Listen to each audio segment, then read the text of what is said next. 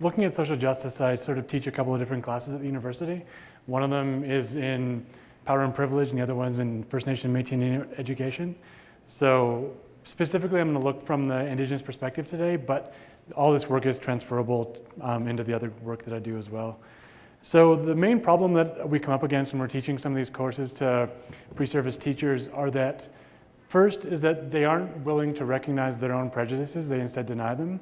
So a lot of the research shows that everybody holds these based on socialization. So we have certain expectations of our students based on their gender, based on their race, based on their religion, based on their ability, based on a number of different factors. And the biggest problem is so many of our student teachers and people in general deny this rather than looking deeper at it. So they say, you know, I was raised to treat everybody the same. I don't see color, I don't see gender, but we know inherently in the ways we, you know, meet other people, the ways in which we communicate with other people, that happens, you know, in a way that we don't recognize oftentimes. So the ways in which oppression often plays out between teacher and student is unrecognized by the person who's perpetrating it against the student in the first place. So that's the first huge barrier we have to overcome in these classes. The second significant barrier is that people often just want to be told what to do. So if I'm teaching FNMI education, they're like, just tell me what to do with these students. Give me the answers and I'll do it. And they really just want to be shown what to do because they're so afraid of doing the wrong thing. So these two aspects are the biggest sort of barriers that we're seeing every day within the classes that we're teaching. So historically, I would say the problem was just the denial of this existing in the first place. So the denial of oppression of different groups of people, assuming that everybody is treated the same. But now it's on the individual level is the problem. How can we implicate individuals in what's happening and get them to understand and look inward in order to make those significant changes in what needs to be done? So in order to address this, I've adopted a couple of different frameworks in my teaching that I find are effective ways of not only getting people to recognize the ways in which they're implicated in these problems, but how we can actually begin to address this. Because I think so often getting from theory to practice, getting that area of practice is so difficult for so many people. And they see theories in classrooms and they think it's just something you're going to read in a book and you're never going to actually bring into the classroom. So what I've done is I've sort of amalgamated two theories, one Western, one Indigenous, into a way that I think is make these accessible and show people an actual roadmap into ways they can take this into their classroom. So the first one that I use is Horkheimer's 3 assumptions of critical theory. I know just hearing that makes people want to run for the door because it doesn't sound very exciting, but I promise you I'll make it, I'll talk about it in an accessible manner, hopefully quickly. So Horkheimer's theory has 3 assumptions. It's written a little more complicated than this, but fundamentally it argues that 1, the world's inherently unequal.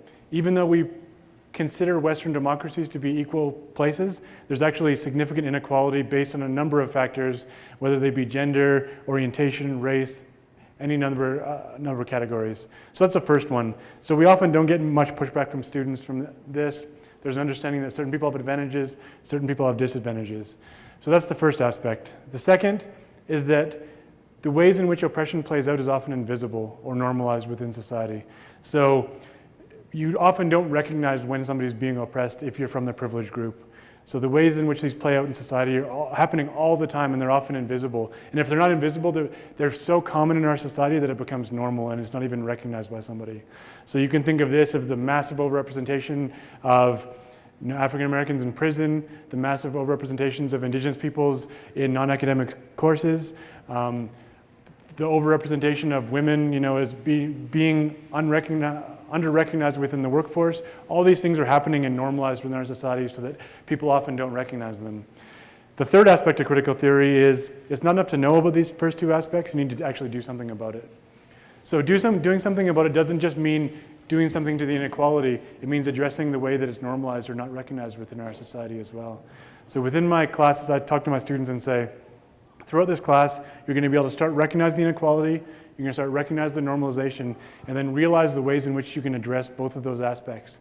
Because you can't do something about these issues until you understand the reason that it's happening in the first place. How is it, infused into the systemic functions in our society? All these different aspects. You can't just do something about it without understanding these issues deeply first. And that's such a big barrier to our students. So the additional framework that I add on to that is Leroy Littlebear, who's a Blackfoot scholar, and he argues 2 concepts that are sort of constant within Indigenous knowledge. One of them is the idea of constant flux, which argues that the world is constantly changing. So the knowledge we have today isn't necessarily going to be useful tomorrow because the world is changing beneath our feet all the time. So within indigenous cultures and indigenous worldviews, this is commonly accepted that we need to understand knowledge from a cyclical perspective rather than a linear. When we learn something, we can't just move on from it. We have to come back and revisit it and see if it still makes sense in the world in which we're living in. So that's one concept that Little Bear talks about, is constant flux. The second is renewal. So connected with constant flux, we need to constantly be rechecking our knowledge all the time. So something we've learned, we need to recheck it to see if it still makes sense. Compared to, we might have a new worldview since we've first learned that knowledge in the first place. The external world might have changed in the interim. So it's really important to renew that knowledge. So within the three aspects of Horkheimer's critical theory, you can use Little Bear to recheck that knowledge over and over again. So if you understand the inequality that happens today, and you understand the ways in which it's normalized today, and then what you need to do, you need to recheck that in a couple of years because the way that inequality might be happening might be totally different than it was, a few years ago. So these are the three primary models that I use within my class, or the two primary models that I use within my class to teach. So today I'll be talking about it through a lens of Indigenous education, but you can do this same practice looking at the ways that LGBTQ populations are oppressed, or the ways that people with different abilities are oppressed in schools. So you can use this model. This really has a transferability into other areas as well. So I wanted to think of a specific example and show you the ways in which we can use this process in the classroom, or really with anybody. So the example that I'm going to use is Indigenous knowledge is not being respected within the realm of education. So this is both a historic and a contemporary experience. So historically, we understand that Indigenous knowledges weren't honored because the residential school era pretty much points to that. So fundamentally what the residential schools were arguing was that Indigenous knowledge isn't good enough. Being who you are isn't good enough to function within this society. So who you are is problematic, so we need to change you into something else. So a lot of people say that the primary function of residential schools was to assimilate. There's a longer conversation that shows that actually wasn't the case. It was just an attempt to destroy culture rather than to assimilate. But based on that idea of Western culture was telling Indigenous people by this system that they weren't good enough and their knowledge systems had no use in contemporary society. So that's how it manifested itself historically. So in contemporary society, that idea still is involved in our school system. So the idea that Indigenous knowledge doesn't have any value is shown in which, Indigenous ways of knowing aren't inherent within the curriculum. So not just content. So often when we think of Indigenous knowledges, we think of content. Let's teach about residential schools. Let's teach about these different eras. So that's only one small piece of Indigenous ways of knowing. So we need to take Indigenous pedagogies, Indigenous ways of communicating, Indigenous concepts, and those need to be infused within the education system. So the fact that that's not being done now, there's a push for it to happen now, but if you go to most school systems, that's not happening in a meaningful way in most cases. So that's they're reaffirming again that Indigenous ways of knowing aren't valuable and there's nothing we have to learn from you and there's nothing that you can bring into the school system that's any value. So this is playing out over and over again in schools all over the place. It's playing out in the institution that we're in right now. So within the Faculty of Education, we have 7 Indigenous scholars now, so we're pushing back against the system in which we operate, and there's a great deal of resistance, and not from people who, when we think of resistance to these movements, we think of people who are sort of closed-minded and not open to new ways of thinking, but we're so entrenched within the socialization that we've grown up in that there's such a resistance to Indigenous ways of knowing that we're finding at every level. So taking this idea of this denial of Indigenous knowledges and take it through the frameworks that I mentioned. So if we think of the first way, the ways that inequality happens. So I gave some examples of that. So we see inequality within the residential school system. We see it in the contemporary education system where we're not bringing in Indigenous knowledges into our classroom on a daily basis. So that's one way that inequality is happening at a very visible level within our school system. So the second way, so if we think of the second aspect of critical theory, which I said was the normalization or the invisibility of this inequality happening in the first place, the way that that's happening now is we're seeing huge amounts of Indigenous students pushed into non-academic streams. So in BC, 38% of non-academic students are Indigenous, despite being about 11% of the population. So their teachers have an assumption when the students come in that these Indigenous students aren't capable of learning because this is what's been taught to us and this is what's been socialized to us. So when we talk about oppression, it's important to recognize that most of it isn't happening overtly or consciously. Those teachers aren't saying, as soon as these Indigenous students come in, I'm going to push them to non-academic streams. It's that they've been told and reinforced over and over again within Canadian society that these students aren't capable of learning. This has been passed through the media. This has been passed through stories that are told. So there's this real assumption that's often unconscious for so many people that these students can't succeed. So when they push them into non-academic streams, it's not thinking that they're doing it intentionally. It's that socialization and that unconscious process that's happening where if a student starts struggling, they don't try to help them succeed within that system because there's already an assumption they're not going to be able to succeed. So why put that further effort in? So on the other hand, if there's another student, maybe a non-Indigenous student, who there's an assumption that they can't succeed, if they start struggling, that teacher puts in the extra effort, figures out how they may learn more effectively and sort of push them to succeed. So they're getting that extra support because there's those assumptions that they have the capability of succeeding. So this is an invisible way that this happens. So the fact that there's this huge overrepresentation of Indigenous students within non-academic streams, that seems natural because our assumptions on Indigenous people's inability to succeed within the education system. So it's not something we pay a great deal of attention to. So this is happening in so many different aspects of the school system in which Indigenous students are being oppressed. So the same goes for other students of color. So there's research out of Texas that shows that zero tolerance policies, which are pretty much policies that say, if you do these certain actions, you're suspended no matter what, or you're expelled no matter what. So they did research in Texas on zero tolerance and found that African American students were expelled at a rate of 90% for their first offense. And all other students were expelled at a rate of 25% for their first offense. So this is the same thing playing out. There's an assumption that these students can't succeed, or there's an assumption of guilt of these students before anything even happens, and that's how it plays out within that system. So we're seeing those same invisibility or normalization of oppression playing out in multiple systems in multiple ways. So then if we think of the third aspect of critical theory, all right, what can we do to start addressing these first two issues, both the inequality, so the lack of representation of Indigenous knowledge within the school system, and then the invisibility of it within how are we pushing these students out of the school system, basically? We're telling them they're not real students and they're not being valued here, and we're pushing them out of the system. How can we address both of these aspects as teachers? So the first aspect is we can open up the school system to be not just a Western European system.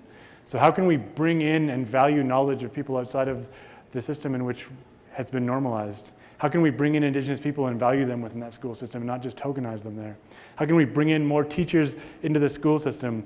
And then how, as non-Indigenous teachers, can we model for our students the importance of pursuing knowledge outside of the Western canon?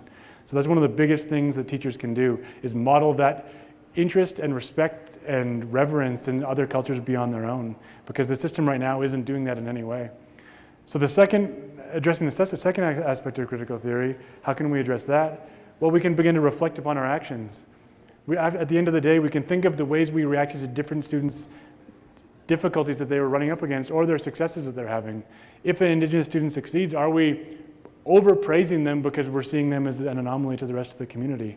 If an Indigenous student isn't succeeding, did we give them the attention that we would give to other students at the same time? So that goes back to that aspect of, instead of denying our prejudices, trying to recognize them, because that's how real change happens. We begin to look inwards and we're able to recognize the ways in which we're participating in this oppression that happens within the system. So then if we think of adding on the elements of Leroy Little Bear and we start to renew our knowledge over and over again, I think an example of my experiences in education can represent that. So when I was in high school, there was not a single representation of Indigenous peoples, despite my school being 50% Indigenous and 50% non-Indigenous. So in the entire 12 years of high school I went to in northern British Columbia, we didn't have a single discussion about Indigenous peoples or Indigenous knowledges. And during this whole time, there was sort of constant violence going on between those two communities. So never discussed in our school, and they're missing that opportunity.